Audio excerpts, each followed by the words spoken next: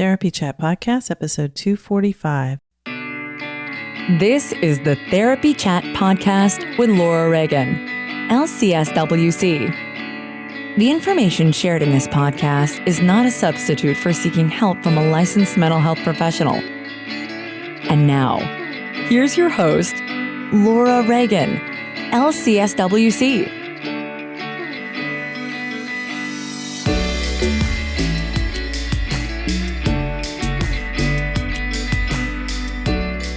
Today's episode is sponsored by Therapy Notes. Between writing notes, filing insurance claims, and scheduling with clients, it can be hard to stay organized. That's why I recommend Therapy Notes. Their easy-to-use platform lets you manage your practice securely and efficiently. Visit therapynotes.com to get 2 free months of Therapy Notes today. Just use the promo code TherapyChat when you sign up for a free trial at therapynotes.com. Hi, welcome back to Therapy Chat. I'm your host, Laura Reagan, and today, in a week that has brought a lot of sad and discouraging news, I am bringing you a replay of my interview from 2017 with Deirdre Fay. Deirdre is a longtime trauma therapist, and in our interview, you will hear us talking about trauma, attachment, compassion, and yoga in therapy. She is a very interesting speaker, and I hope you will enjoy our conversation. So as always, I'd love to hear your thoughts about our discussion. And until next time, thanks for listening to Therapy Chat. Hi, welcome back to Therapy Chat. Today's episode is going to be so wicked awesome, as my guest is from Boston area, and she told me that that's a real good way to say it. My guest today is Deirdre Fay.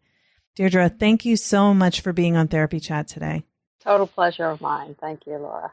You're welcome. Deirdre is the author of the book Attachment-Based Yoga and Meditation for Trauma Recovery, and I'm sure you have many other wonderful things that you do. So let's just start by, if you could tell our audience a little bit more about yourself and your work. Well, let's see. I'm currently a psychotherapist in private practice in Arlington, which is right outside of Boston.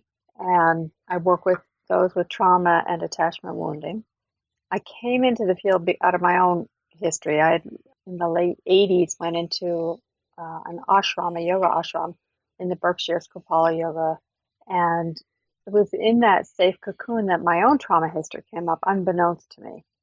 And I really went, it just threw me for a loop. I went from being able to be in my body, training for triathlons, doing yoga every day, meditating for hours, to suddenly not wanting to get out of bed. You know, my duvet was my best friend, and I just didn't want to see people. I didn't trust anybody.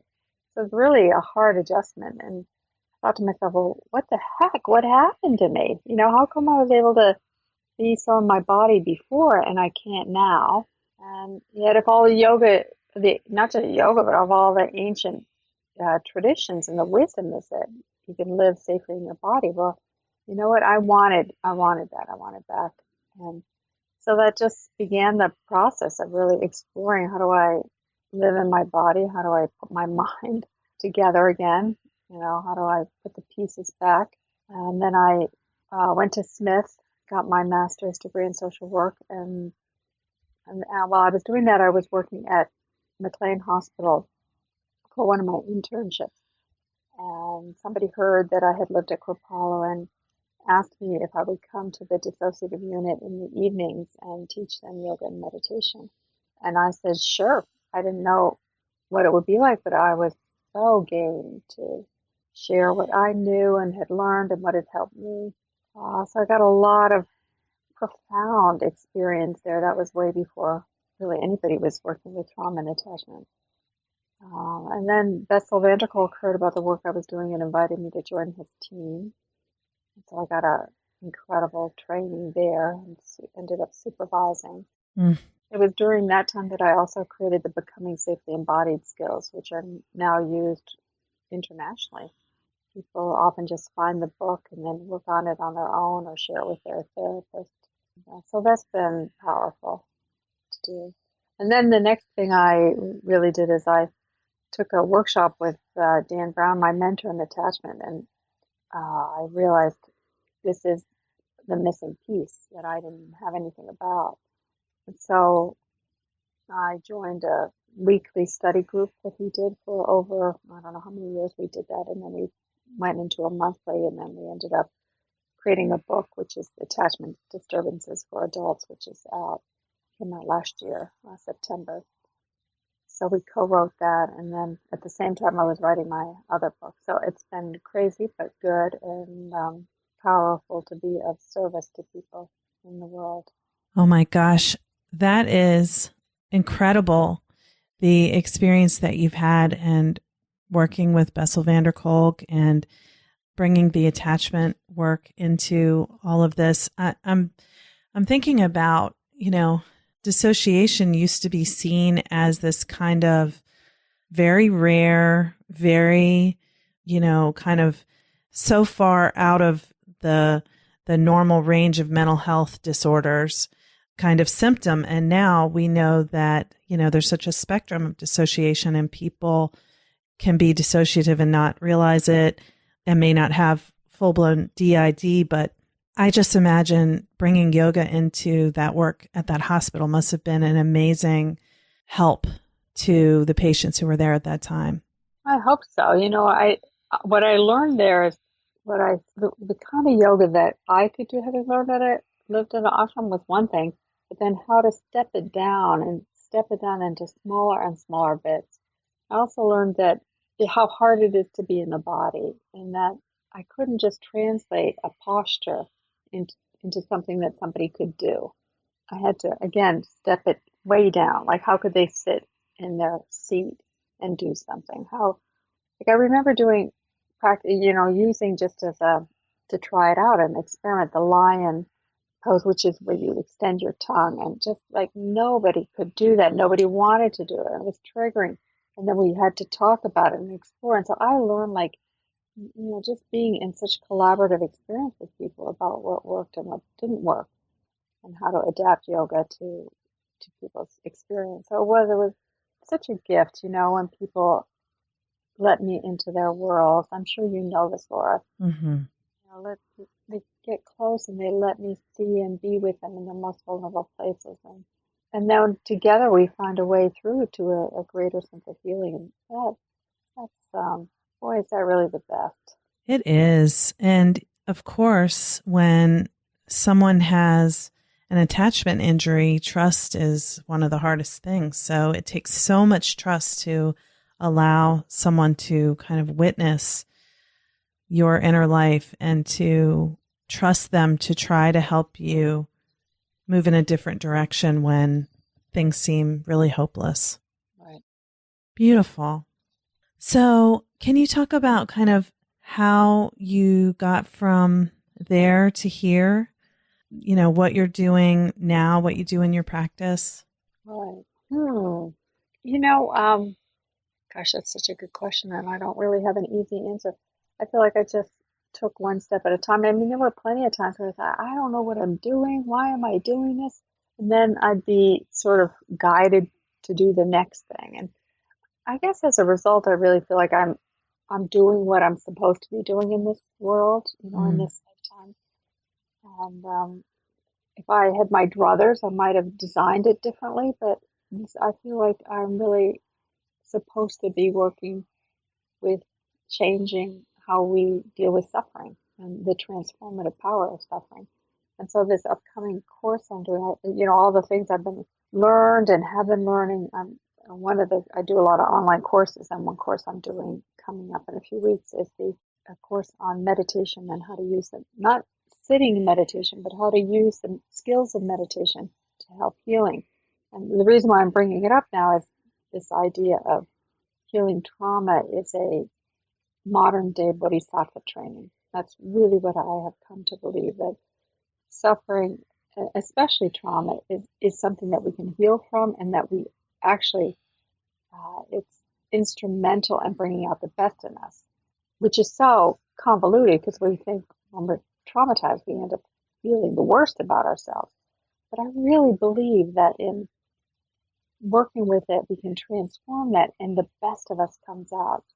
And it comes out because we're remapping, repatterning inside ourselves what should have been there from the beginning.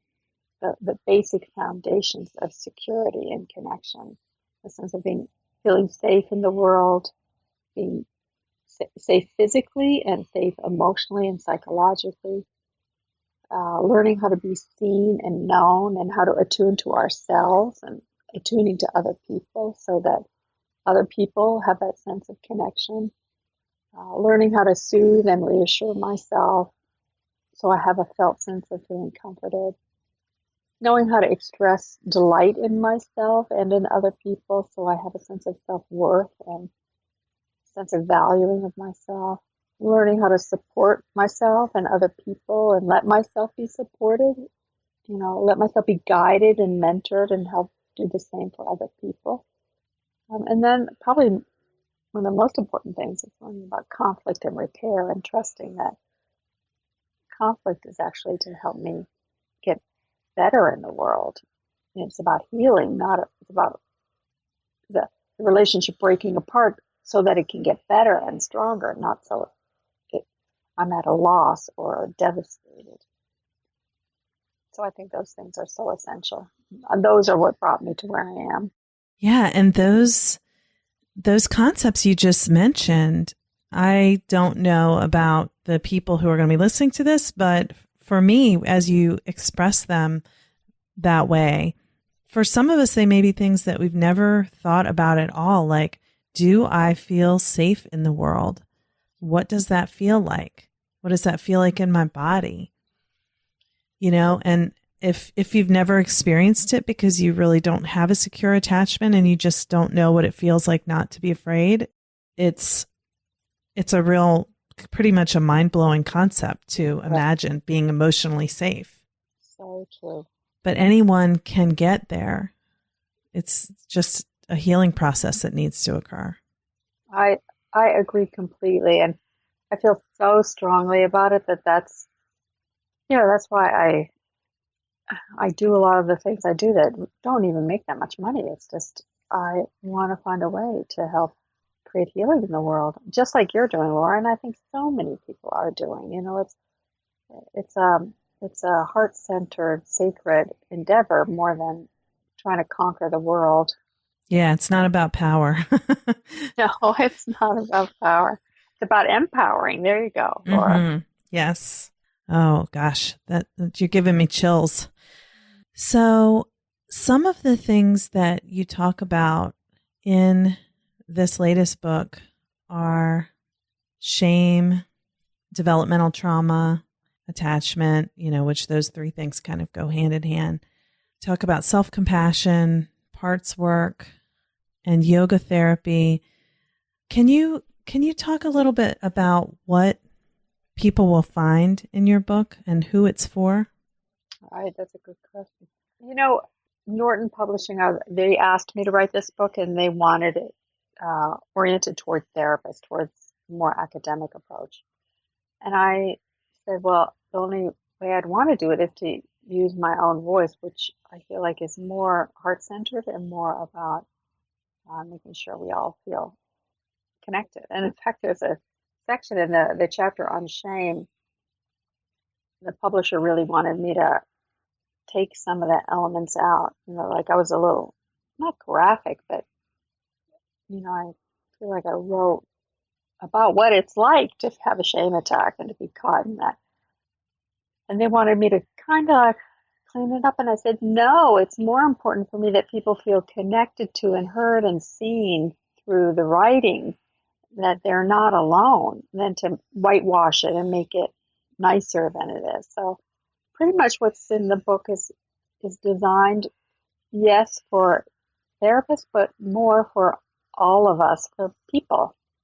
I try to make the language as understandable and relatable as possible so that the researcher, the thinking behind it was practical and relatable. Yeah, and because therapists are actually people too, it should work well, because as we read, we don't want to be so clinically detached from the information we're learning that we don't realize that this applies to ourselves as well. Yes. Because I think, for every therapist, we have to be self-aware and self-reflective if we want to be really able to truly connect and help people heal. It's not just like we are doing something to our clients. It's a collaborative process, and we have to be in it as a person too. Right with you on that. But I think, I think there's a little bit of I'm not sure how to say it, like a little bit of a split in the field where there are people that are wanting to be more academic and think about a little bit more removed in the old. I think of it as the old way of doing therapy. And then a whole new area opening where people crave connection and relationship and authenticity and realness, and sort of the wounded healer kind of approach. Not that everybody has to be wounded, but that there's a sense of being connected to the suffering and not above it, not separate from it. Yeah, I agree with you. And I think that there's kind of a false separation that it's like, I've heard, to take it away from the therapy realm, I've heard people say when doctors become patients, and it's like, but a doctor is always a patient. Like, don't you go and get a physical? And, if you break your leg, don't you go somewhere and get someone to help you fix it? You're not a superhuman just because you happen to be in a helping profession, and you're not supposed to be. But I think we kind of do get that message somewhere in our training that we're supposed to be not a person with the normal wants and needs and experiences. Right. I'm with you there. But I mean, we can want not to be real authentic people, but deep inside we still are. You can't you can't hide from it. You're human. Right. Isn't that true? Thank you. We're really connected around that. Yeah. So one thing I think is somewhat of a misunderstanding about yoga therapy, and I think you alluded to this a little bit when you talked about your experience at the hospital, is that I used to think at one point that yoga therapy meant you're doing, yoga poses for the therapy. But now I realize that there's much more to it. Yeah, the way I look at it, and this might not be true for everything, is that I really believe in, we might call more yoga psychology, the framework around it all, rather than the implementation. I think there's lots of wonderful ways to do the implementation, but for me, it's more important for people to understand the incredible body-based trueness of it, that there is within us and around us and everywhere connecting all of us prana, and that prana is this life force which is literally everywhere all the time through everything, and we can't cut it down, we can't shut it down. And yet when something happens and we tighten up or we feel hurt or we get constricted, we have these little knots in our energy bodies, our nervous system, our feeling body, our physical body. And then prana, when it's used to just flowing freely everywhere, everything, when it hits up against a knot, it starts grinding away at that knot, trying to clean that knot. It's trying to get it out of the way so it can return back to its wholeness, to its pureness. And yet that knot gets in the way. And so that grinding away of prana hitting up against that knot, that samskara, is what is so horrible and overwhelming. So it's thinking about yoga psychology in that way that has really helped so many of the people I work with and the trainings I run, so that people can see, like, oh yeah, of course, that's what happens. When water runs into a boulder, how can I actually let that water move around the boulder, help sort of clean that boulder off, rather than getting trapped in that boulder like so many of us do. And we get caught in something, we spin and spin and spin, and we can't get out of our own way. So it's in that way that I like to think of, but I think of it as yoga psychology. Let's just pause for a moment so I can give you a little bit more information about why I love therapy notes. I switched to therapy notes a few years ago. I'd say it's about 3 years now, I believe. And I have never regretted it. I was very happy with the EHR I used before, but therapy notes is more intuitive. I love the interface. The customer service is fantastic.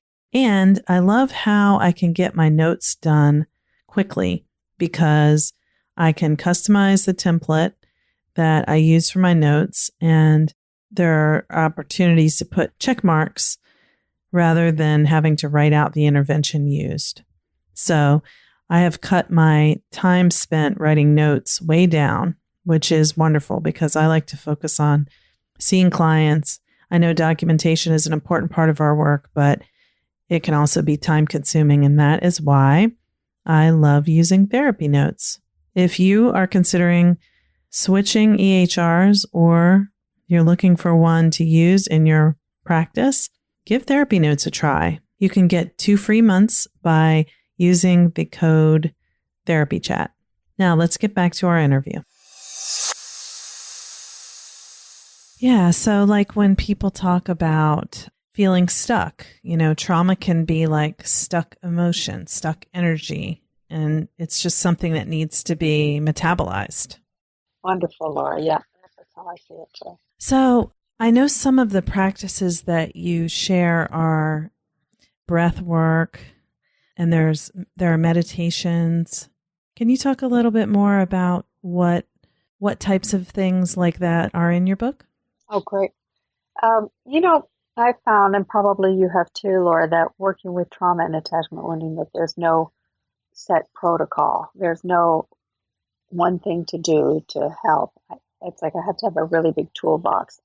So what I wanted to do in the book was to have body practices, meditations, breathing practices, psychoeducational practices, art projects, anything that has helped people that I've worked with, so that at any point you can dip into the toolbox and see what's there and try it out, because there's no set thing to do. And what I learned a lot years ago training in Gestalt therapy is that you do experiments. You try something on. If it works, then that's great. If it doesn't work, you try something else. So I tried to have enough in there so that people could have practices that could work. Maybe not all of them work for them, but something's going to work. Yeah, I love it because, again, with that cognitive part of ourselves, we want to have like an instruction manual from A to Z. First do this, then that, then this, then that. But, there's too many variables involved to really be able to use those those kinds of really manualized strategies with each person and have the person feel like you're attuned to them. So you talk about the true self, which is a yoga concept, right?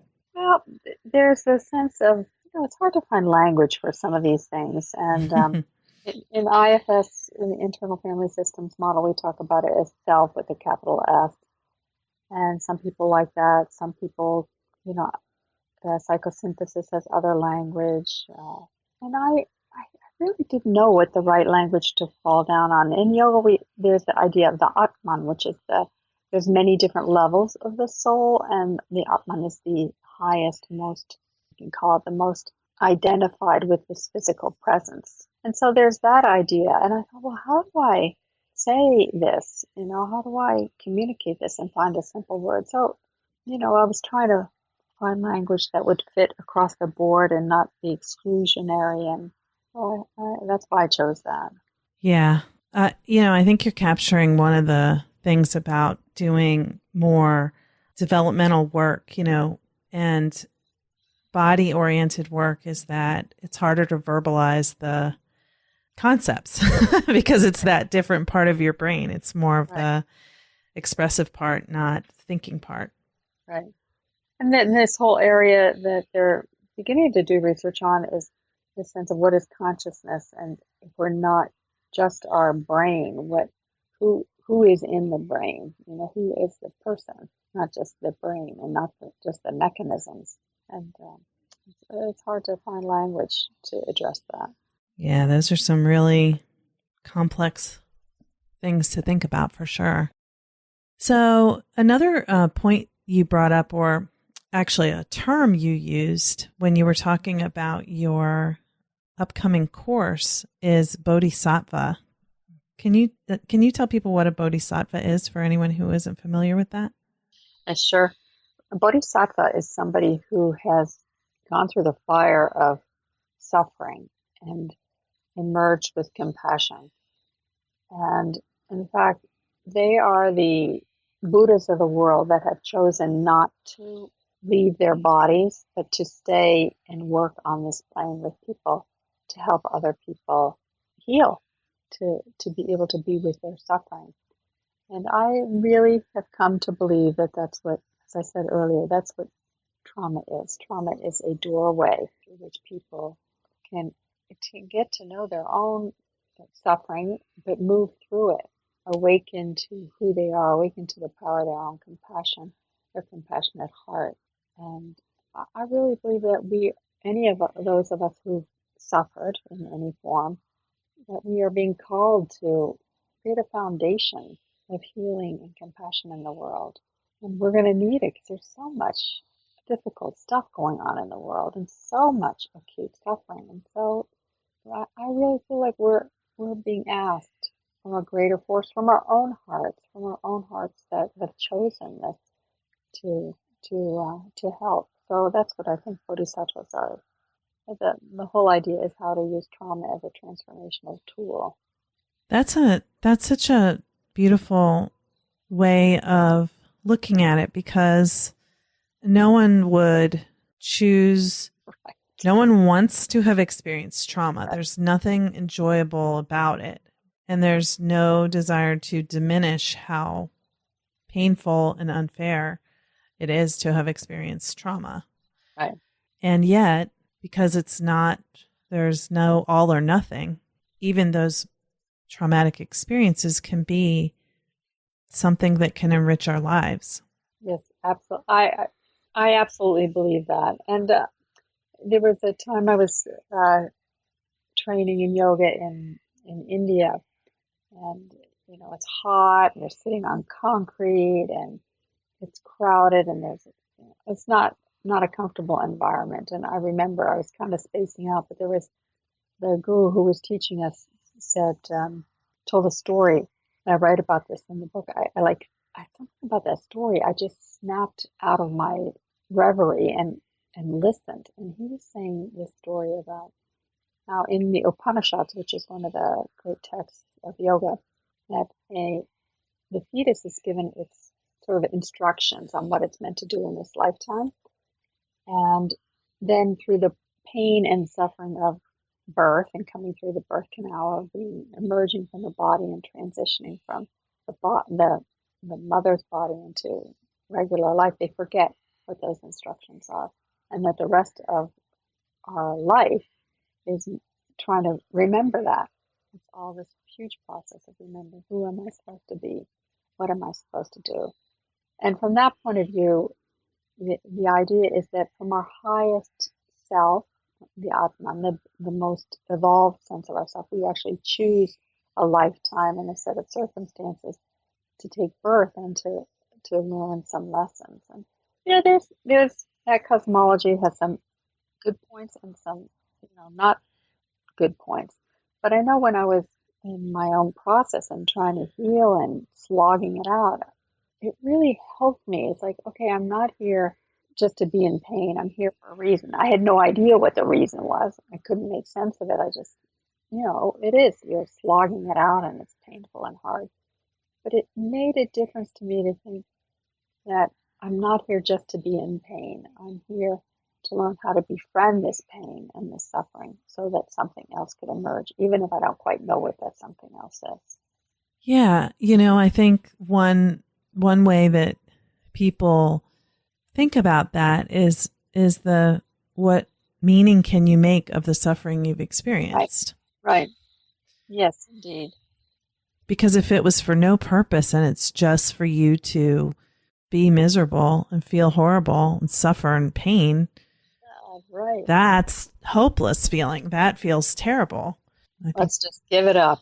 Right. I think that's where people are like, well, what's the point? And I think, trauma can really make you feel like there is no meaning and there is no purpose. And so if you can get connected with what purpose there could be, I think it can be very healing just to be able to even have that perspective. I'm so with you. Yeah. So not to put you on the spot, but what would you say to someone who might be listening who is in that place kind of where you were when you had all of your trauma kind of come crashing down on you when you were at Kripalu, and they're not seeing how things could get better? What suggestion might you have for someone in that situation? One of the things we all have to keep doing, whether we're in the most acute of our pain or at any point in life, is learning how to separate out the positive and the negative and turn toward the positive. One of the stories I tell is that I have a geranium in my office which has the most beautiful leaves. I just love them. And it's across the room from me, just in front of the window. And usually clients sit somewhere in that area. So when I would sit and be talking to people and listening to them, I would watch how my geranium would keep turning toward the window. And as many times as I would turn the geranium around to face me so I could see its beautiful leaves, by the end of the day, the leaves had turned back around toward the light. And someday it just dawned on me, I thought, oh my God, that's what I need to do. That's what we need to do. We need to all turn for the warmth and the nourishment and just open to that and drink that in. And I thought, what would that be like? What's it like to, instead of turning toward the dark or the sadness or the grief, what's it like to turn toward the light and the warmth? And then can I actually not just turn toward it, but can I open up and receive that deeply into it? Can my cells be changed? Photosynthesis is the whole idea of what happens in a plant. But that means that not only are they exposing themselves to the light, but they have these receptors that allow taking that light in and that warmth and transforming it inside. And that's what I say to myself even now, and that's what I would say to anybody, is that even when you're suffering, find even 1%, one thing. The reason that you're listening to this podcast is you're looking for help. Let yourself reach for help. Let yourself reach for whatever warmth or kindness. But not only that, can you take that into your body? If you hear something that you resonate with it, what's that like to take that resonance from outside and bring it inside? Can your little baby toe on your left foot, can it feel that resonance and tingle with it? And can your heart open? Can your spine relax around it? It's like the remembering that there is love and everything is not just the pain. Mm-hmm. That's right. And from that, we look at yoga. Yoga says the prana is always trying to return us back to ourselves. That's its only goal. That's the only reason prana exists, is to return us back toward ourselves, to be one with everything. And so if we're in pain, how do I learn how to ride that prana, listen to that life force energy, and let myself be returned? And that isn't a path of suffering. It's learning how to surf the suffering, ride the suffering, and find compassion in it, so that I can keep moving toward and back to myself. There's an acupuncturist actually in the Washington, D.C. area, Diane Conley, that's right, that's her name. She says all sickness is homesickness. And we can think of that certainly with trauma. All trauma is really homesickness. How do I return back to myself? Yeah, that's so powerful, because that's what it is trauma makes you lose sight of who you are, right. The goodness that's there, right? Always there. Right. And yet at the same time, it opens up our longing for more. Yeah. We want more. Oh, this is some really good food for thought. I know people are probably like, whoa. Oh, no. Didn't mean to freak you out. In a good way. In a good way. Well, Deirdre, before we run out of time, let me ask you if you can tell people where they can find your book and your course, Sure. all the good things you have going on. Right. My book is on Amazon. That's the easiest way to get it. My first name is hard to spell, so because there's too many R's in there. But or you can look on my website, dfay.com, and you can find a link for the book there.